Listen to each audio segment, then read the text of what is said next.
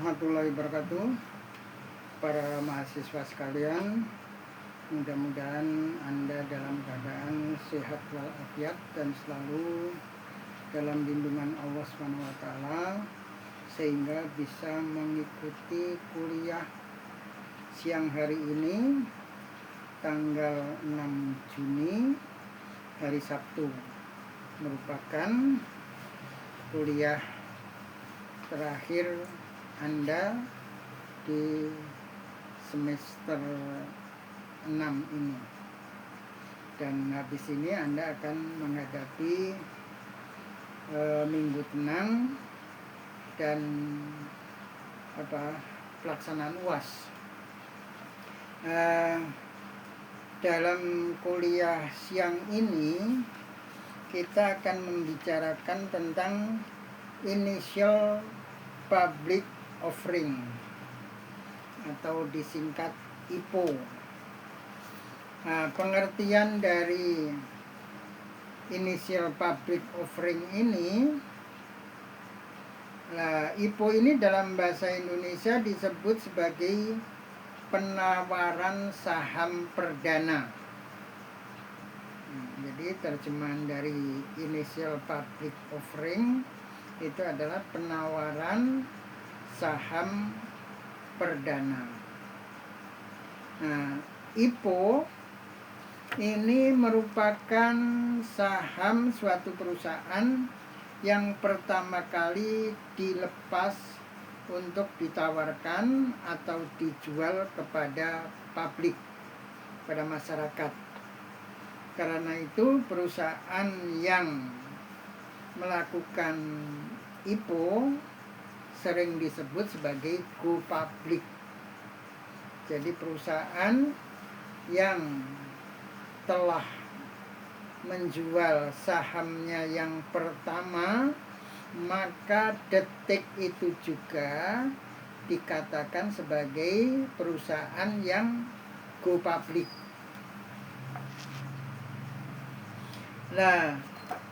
Tujuan Initial Public Offering itu apa? Sebelumnya ada pertanyaan, mengapa suatu perusahaan ingin melepas atau menjual sahamnya kepada publik? Ada berbagai macam tujuan perusahaan melakukan IPO. Antara lain adalah 1. Mendapatkan dana murah.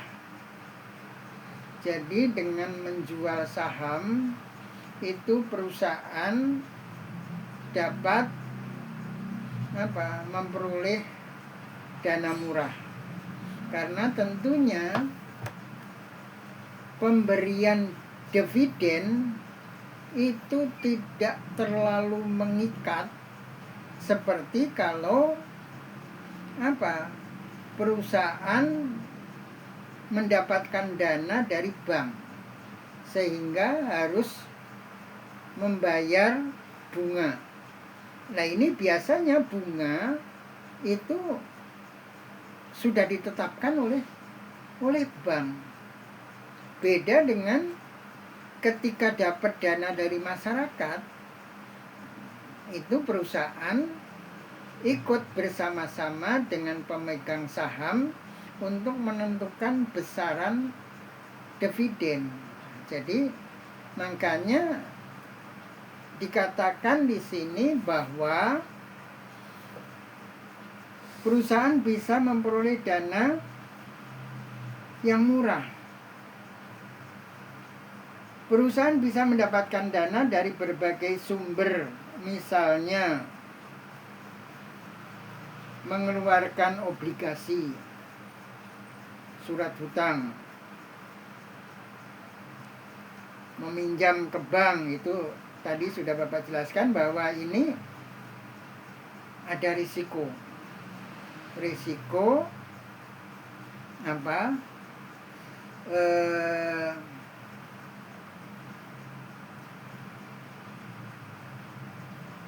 bunga yang sudah ditentukan oleh bank dengan segala macam peraturan-peraturannya yang cukup ketat.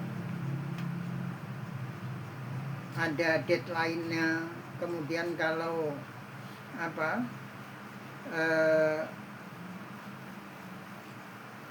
sering terlambat dalam pembayaran kredit ini, maka kredibilitas perusahaan ini akan menurun di mata bank. Lain dengan ketika mendapatkan dana dari publik atau dari masyarakat, itu perusahaan bisa ikut serta menentukan besaran dividen.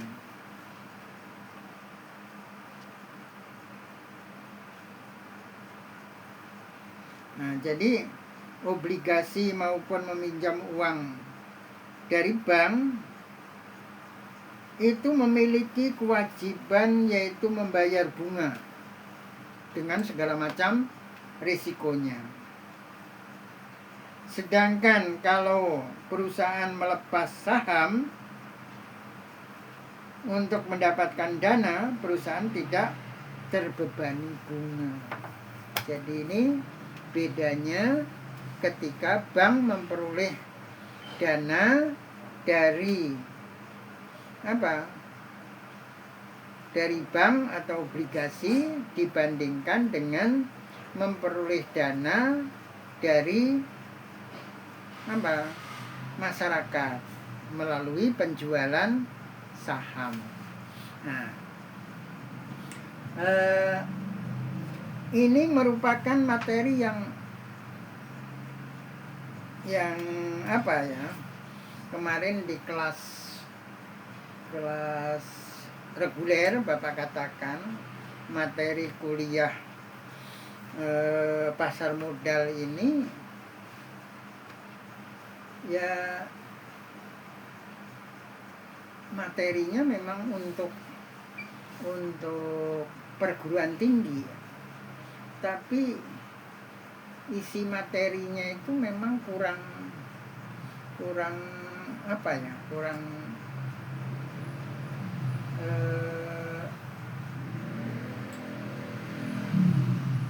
tingkatan keilmiahan dari materi kuliah ini sebenarnya kurang layak untuk perguruan tinggi.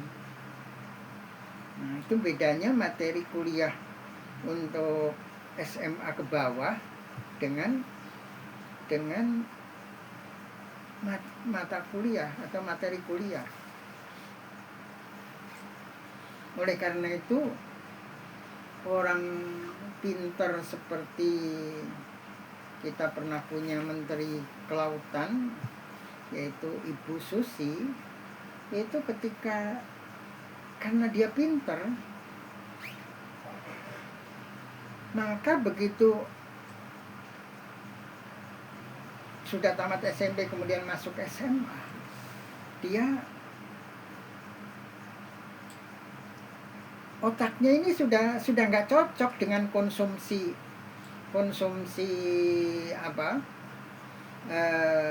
mata pelajaran SMA, ini sudah nggak cocok. Jadi otaknya itu konsumsinya sudah materi kuliahan. Nah, itu kan awal-awal beliau diangkat jadi menteri, ini kan kontroversi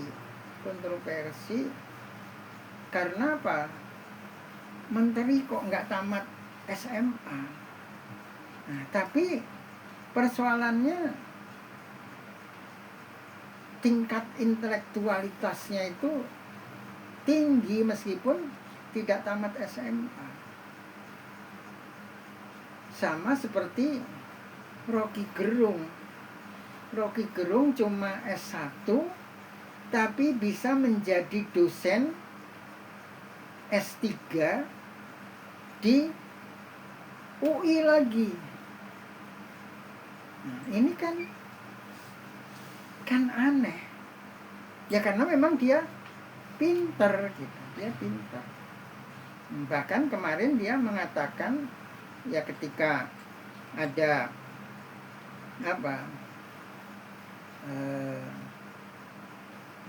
orang yang ingin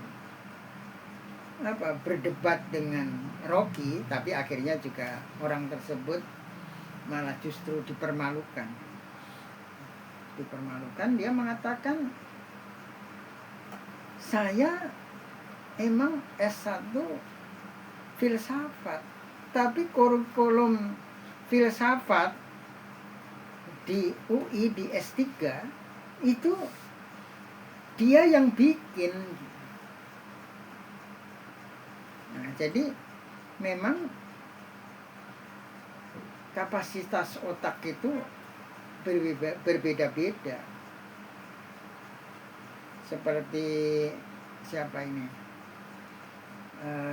Penemu berbagai macam temuan-temuan, antara lain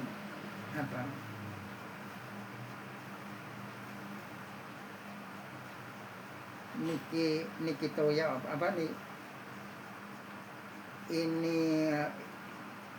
Nikitoya itu yang dari Cirebon itu, Marcel, nama belakangnya Marcel. Itu dia menemukan air dijadikan bahan bakar. Jadi air ini dijadikan gas, terus akhirnya gas itu menjadi bahan bakar.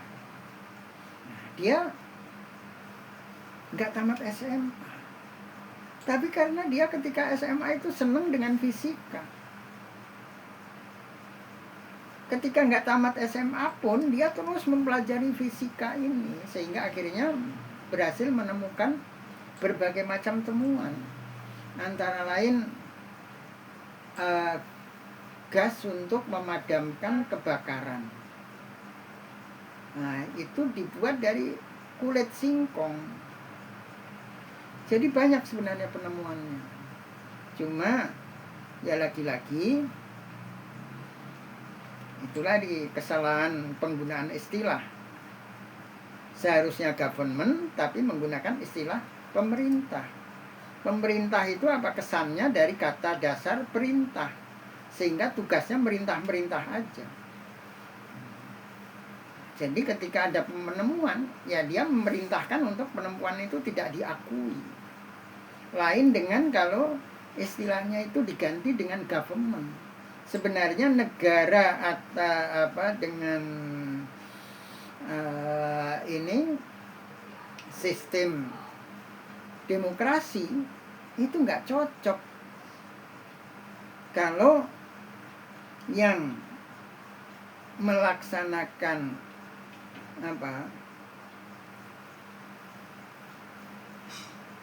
perjalanan negara ini. Jadi negara itu kan benda mati sebenarnya, benda mati yang kemudian dijalankan oleh sebuah organisasi yang kita sudah terbiasa atau terlanjur menggunakan istilah pemerintah. Seharusnya ini government. Jadi lebih kepada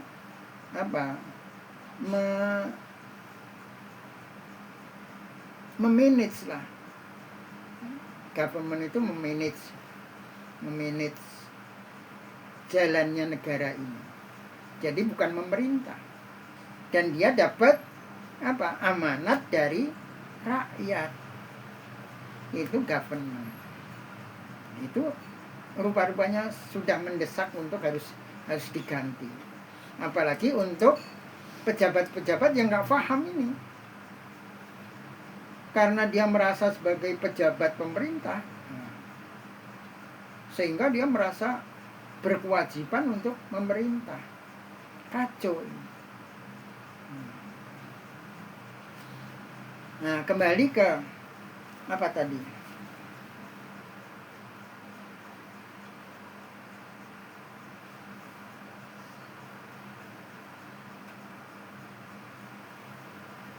Jadi kalau perusahaan melepas saham, mendapatkan dana perusahaan tidak terbebani oleh bunga. Nah, kembali ke tadi yang Bapak katakan, apa? Materi kuliah ini kurang menggelitik sebagai bahan kuliah. Ini bedanya. Kalau Bapak dulu kebetulan S1-nya Bapak itu sejarah. Lah, kebetulan lagi ketika Bapak mulai kuliah itu ada di Indonesia, nggak tahu kalau di luar lebih dulu, itu di luar lebih dulu. Di luar negeri lebih dulu. Jangankan negara-negara maju. Materi pokok yang Bapak gunakan saja ini adalah apa? Buku aslinya terbitan dari Kairo, dari Mesir. Nah, itu mulai ada sejarah analitis. Itu kebetulan aja. Barangkali kalau ketika Bapak kuliah kemudian belum ada perkembangan sejarah analitis, masih sejarah naratif yang seperti dongeng yang dibuat secara urut kronologinya seperti dongeng, ya mungkin Bapak nggak tahu, nggak bisa cepat mengetahui perbedaan materi pelajaran SMA ke bawah dan materi kuliah. Dan kebetulan ketika Bapak begitu kuliah di Fakultas Adab, itu teman-teman Bapak dari kampung itu menanyakan, itu terus misalnya pelajaran sejarah, pelajaran tarikh, itu apa yang dipelajari? Sejarah lahirnya Nabi kan sudah kita pelajari dari sanawiyah, kemudian diulang di aliyah lagi, terus di perguruan tinggi apa diulang lagi? Nah, itulah dari situ ketika sanawiyah dan aliyah itu kan sejarahnya diceritakan, disampaikan secara naratif, cerita aja secara kronologis. Nah, tapi ketika Bapak kuliah itu meskipun berbicara lagi kelahiran Nabi, terus kemudian dan perkembangan selanjutnya, ini tidak disampaikan secara naratif. Meskipun literatur dari Mesir tadi itu masih mengcombine antara sejarah naratif dan analitis. Nah, contoh sejarah yang analitis itu apa? Misalnya, kenapa Muawiyah setelah berhasil mengalahkan Ali, kemudian pusat kekuasaan itu dipindah ke Sam, ke Damaskus. Nah, karena ini analitis, maka ini bisa dibandingkan dengan kenapa Joko Tingkir ketika diangkat menjadi Sultan di Demak, itu dia memindah pusat kekuasaan dari Demak ke Pajang. Nah, terus kemudian kenapa Jokowi ingin memindahkan pusat pemerintahan dari Jakarta ke IKN? kalau seandainya Jokowi ini bisa 3 periode itu berhasil, itu sudah pasti udah pindah. Itu pertanyaan ini jawabannya hampir sama. Inilah sejarah naratif. Nah, bukan naratif, analitis. Jadi Muawiyah dulu itu kan, dia itu kan anaknya Abu Sufyan. Abu Sufyan itu masuk Islam kapan? Dia itu terlambat masuk Islamnya. Sahabat-sahabat yang lain sudah masuk Islam dari tahun-tahun sebelumnya. Lah, Abu Sufyan ini baru masuk Islam ketika terjadi Fathul Makkah. Jadi Islam di Mekah berapa tahun, terus kemudian sudah hijrah ke Madinah berapa tahun, sudah makin kuat di Madinah berapa tahun, kemudian Nabi melakukan Fathul Makkah, dan Abu Sufyan baru masuk Islam. Terlambat dia masuk Islamnya. Lah Muawiyah itu anaknya Abu Sufyan. Nah, sehingga ya jauh keislamannya dibandingkan sahabat-sahabat yang lain. Nah, oleh karena itu ya dia setelah menjadi khalifah ini nggak betah tinggal di Mekah, nggak betah tinggal di Madinah, nggak betah, sehingga akhirnya dia memindahkan pusat kekuasaan ke sana. Demikian juga Joko Tingkir. Joko Tingkir itu pemuda kampung yang biasa bertapa.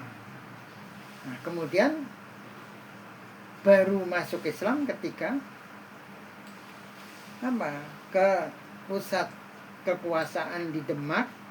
Nah, kemudian dia ya karena pemuda kampung banyak tirakatnya, ya waktu itu istilahnya masih bertapa, punya kesaktian, sehingga bisa mengatasi ketika ada seekor kerbau yang ngamuk di kota Demak, hulu balang di kota Demak, nggak ada yang bisa mengatasi, dia mampu mengatasi, sehingga akhirnya diketahui oleh Sultan Trenggono dan diangkat menjadi hulu balang. Ketika Sultan Trenggono meninggal, nah, dia menggantikan menjadi sultan. Setelah menjadi sultan ya dia nggak betah tinggal di Demak, akhirnya memindah kerajaannya ke Pajang. Nah, Jokowi itu antara lain dia kan ketika baru dilantik, antara lain baru dilantik, dia nggak ada botol ya, misalnya ini botol aqua dipegang, kan biasanya dipegang dengan tangan kiri, terus tangan kanan buka tutupnya, terus tangan kanan megang tutupnya ini, minumnya tetap pakai tangan kiri dan sambil berdiri. Waktu itu netizen langsung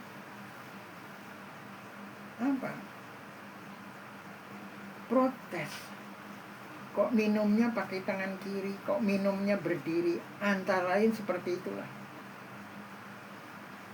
sehingga membuat dia nggak betah tinggal di Jakarta, yang notabene Jakarta ini termasuk kota yang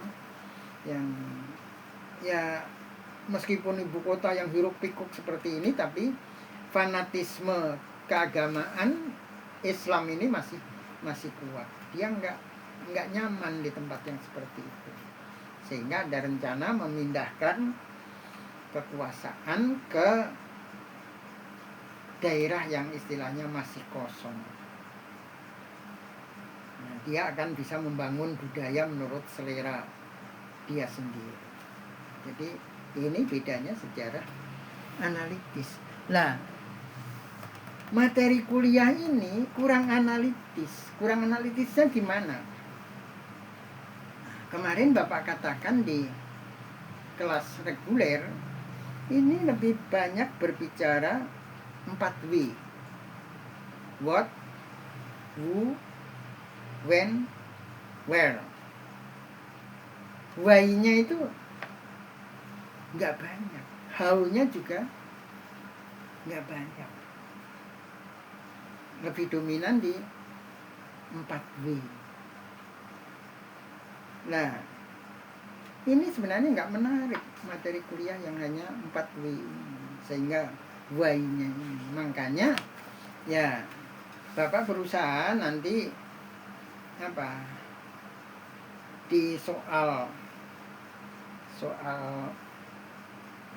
UAS ini Bapak akan memasukkan why atau how untuk menjadikan materi kuliah ini layak sebagai materi kuliah, bukan mata pelajaran SMA ke bawah.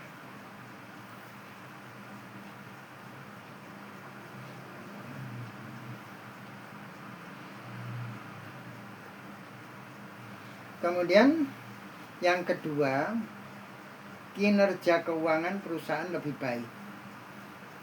Dengan menempatkan dana murah tersebut, perusahaan bisa membayar utang dan memperbaiki laporan keuangan dengan cepat.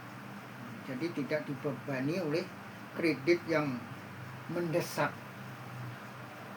Jadi lebih longgar. Kemudian yang ketiga, potensi pertumbuhan lebih cepat.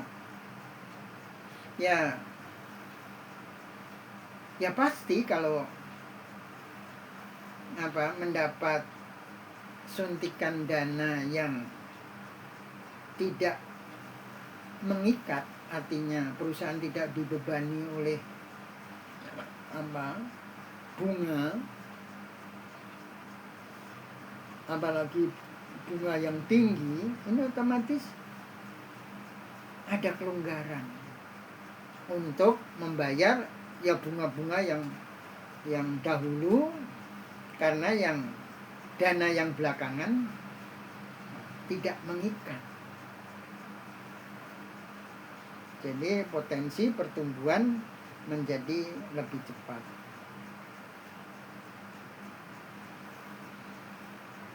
Jadi jika memiliki dana murah, ekspansi bisa lebih cepat dalam jangka panjang. Potensi pertumbuhan perusahaan bisa lebih besar. Jadi dengan adanya dana dari masyarakat atau dari publik, ini dalam analisis SWOT-nya, ini posisi perusahaan strength, mempunyai kekuatan. Jadi kalau ada opportunity, ada peluang, ya perusahaan bisa main sikat aja. Berbeda kalau perusahaan ini tidak dalam posisi strength, tapi posisi weaknesses, posisi lemah.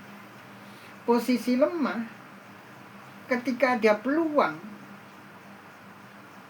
gimana mau nyikat peluang ini? Sulit. Apalagi kalau ada tantangan. Tapi kalau ada posisinya perusahaan itu strength, jangankan peluang, tantangan pun istilah Betawi, lu jual gue beli. Nah, jadi ketika perusahaan sudah bisa melakukan go public, ini perusahaan menjadi memiliki kekuatan. Jadi ada opportunity, ada peluang.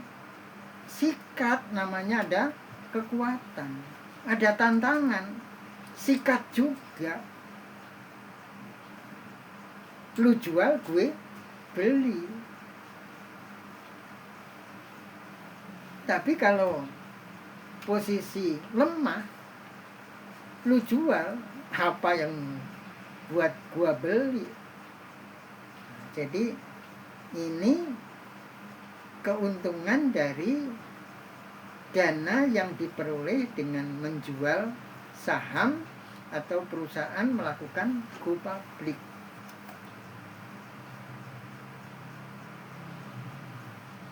Kemudian meningkatkan citra perusahaan.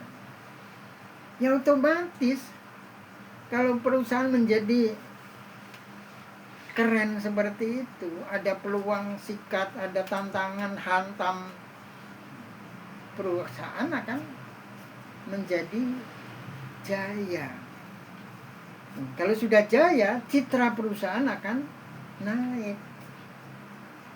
Nah, jadi grafiknya itu akan mengalami kenaikan, increase terus.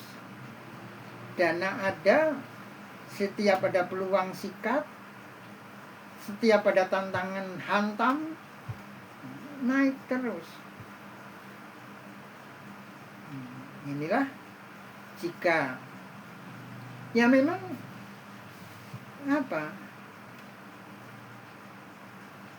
jantungnya perusahaan itu adalah keuangan. Kalau keuangannya kuat, administrasinya bagus, ya udah jalan terus.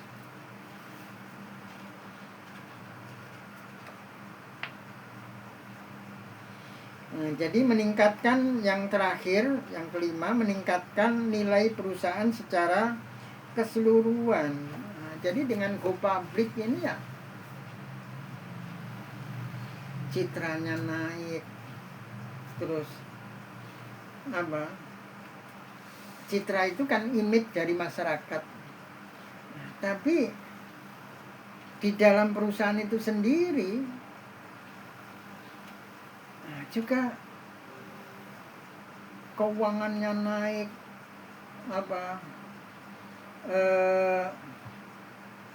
production make-nya juga naik.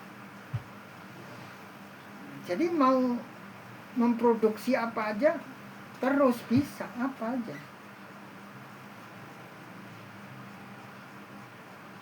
Satu contoh ini, ada perusahaan pasta gigi, yaitu nggak usah sebut namanya lah. Ada perusahaan pasta gigi yang sudah kuat. Terus kemudian ada orang punya modal ingin buka perusahaan pasta gigi. Nah, tapi untuk melawan perusahaan pasta gigi yang sudah kuat ini, dia kan mikir, ini perusahaan sudah kuat, ini nggak mungkin dia melawan, itu nggak mungkin. Maka dicarilah ceruk atau niche. Jadi celah-celah yang belum terlayani oleh perusahaan besar. Kebetulan waktu itu perusahaan besar ini belum melayani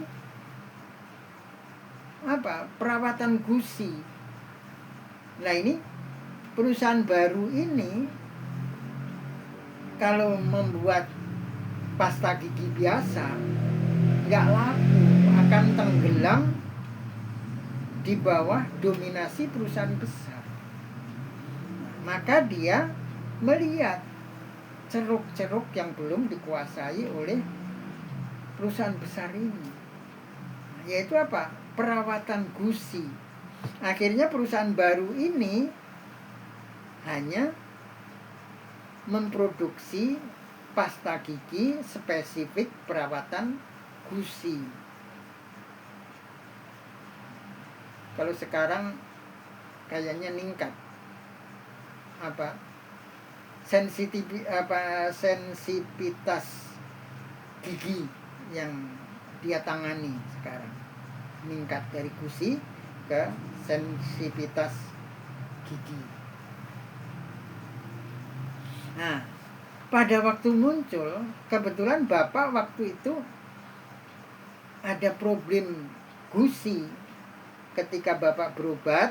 Nah, kebetulan berobatnya di kantor Bapak di Jakarta Pusat.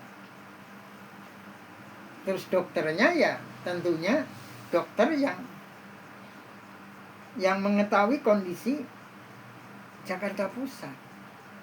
Sehingga ketika Bapak sakit gusi, nah, dokter ini menyarankan, nah, Bapak beli pasta gigi ini. Nah ini kan merek baru, Bapak nggak kenal. Terus Bapak nanya, belinya di mana, Dok? Belinya di Sarinah. Nah, jadi ini perusahaan yang cerdas. Jadi oleh karena itu Bapak pesan kepada mahasiswa Bapak, jadilah orang cerdas. Pintar-pintar mencari ceruk, mencari niche, dalam bahasa Inggrisnya niche. Bahasa Indonesia ada ceruk, ada relung. Jadi celah-celah lah yang belum ditangani oleh perusahaan besar. Nah, jadi perawatan gigi, perawatan gusi, kemudian dijualnya di Sarinah. Nah, waktu itu belum ada mall. Dijualnya di Sarinah. Di pusat bisnis yang elit. Ya tentunya harganya juga elit, harganya juga tinggi. Makanya itu dalam strategi pemasaran ada 4P misalnya. Itu antara lain P-nya itu place, tempat. Jadi tempat yang elit ini harganya juga menjadi elit. Nah, jadi ini kan keuntungan besar. Produknya spesifik, dijual di tempat elit, harganya elit lagi. Nah, jadi meskipun lakunya tidak sebanyak pasta gigi yang lain yang juga banyak kan, pasta gigi yang tidak punya spesifikasi itu banyak. Ini dijual di kios-kios atau warung-warung kecil banyak terjual, tapi untungnya nggak banyak. Kalau ini dijual di pusat perdagangan elit, harganya juga elit, nah, akhirnya memperoleh keuntungan yang besar. Inilah pintar-pintarnya orang berbisnis. Jadi Bapak kan sering mengatakan Anda sekarang sebagai karyawan. Jangan Anda jadikan posisi Anda sekarang itu finish, tapi starting point jadikan itu batu loncatan aja. Banyak orang sudah sukses di perusahaan besar, gajinya besar, kemudian dia resign, gajinya yang sudah terkumpul ini kemudian membuat usaha. Antara lain di Jawa Tengah itu ada yang sudah kerja di Amerika, kalau nggak salah di perusahaan migas, gajinya sudah banyak, resign. Ibunya kaget, tapi ibunya ditenangkan, tenang Bu, saya akan bikin usaha sendiri. Jadi saya bisa dekat dengan ibu, saya punya penghasilan yang jauh lebih besar daripada gaji saya sekarang. Apa yang dia bikin? Dia membuat minyak wangi dari bunga mawar. Waktu itu ketika diwawancarai Andi Noah, itu yang ukuran segini harganya 4 juta. Ukuran segini harganya 4 juta. Dan dia pintar. Ya memang pintar, kalau nggak pintar nggak bikin saya gitu. Nah, dia ya, pokoknya pintar cerdik ngumpul jadi satu di otaknya. Dia nggak mau nanam mawar sendiri, itu nggak mau. Masalahnya apa? Ya dia ingin kaya itu rame-rame, bukan dirinya sendiri.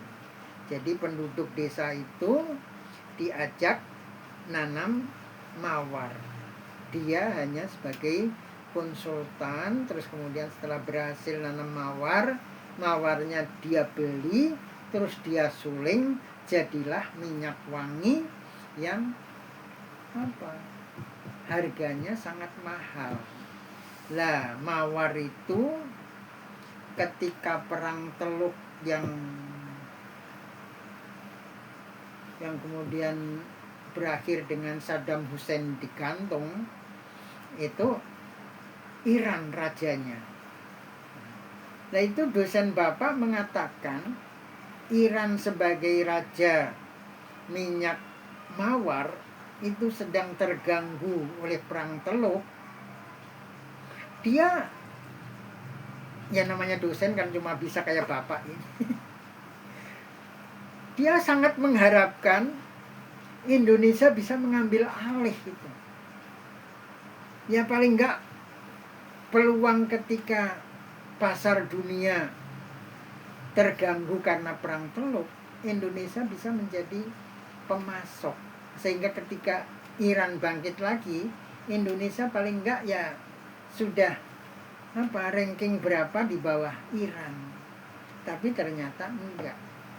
Itulah pengusaha di negara kita. Ketika waktu itu juga ada bencana gempa, tsunami di Jepang, kemudian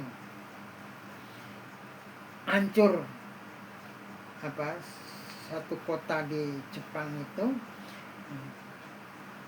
Dosen Bapak ini sedang belajar di Jepang, melihat kehancuran yang sedemikian rumah-rumah tradisional yang terbuat dari triplek juga hancur. Guru dosen Bapak tadi berharap Indonesia ini pabrik-pabrik triplek, jangankan yang berkualitas, yang kualitasnya rendah pun akan laris manis ketika diekspor ke Jepang. Ditunggu-tunggu oleh dosen Bapak yang sedang kuliah di sana. Ternyata nggak muncul. Muncul perusahaan triplek, kalau nggak salah dari Thailand. Jadi inilah. Jadi Bapak harap mahasiswa Bapak tidak seperti itu, tapi cepat menangkap peluang. Jadi pelajari teori SWOT itu benar-benar, jangan hanya orang pakai teori SWOT tapi kekuatannya dideret-deret, kelemahannya deret-deret, peluangnya deret-deret, tapi tidak pernah didiskusikan. Itulah kegagalan sarjana kita dalam mempelajari teori SWOT. Teori SWOT itu ketika kuat, kemudian ada peluang, harus bagaimana? Ketika kuat, kemudian ada tantangan, harus bagaimana? Ketika lemah, ada peluang, harus bagaimana? Ketika lemah, ada tantangan, harus bagaimana? Nah, itulah yang harusnya dipahami oleh sarjana ekonomi tentang teori SWOT. Jadi sampai di sini, karena sudah 44 menit, Bapak cukupkan. Assalamualaikum warahmatullahi wabarakatuh.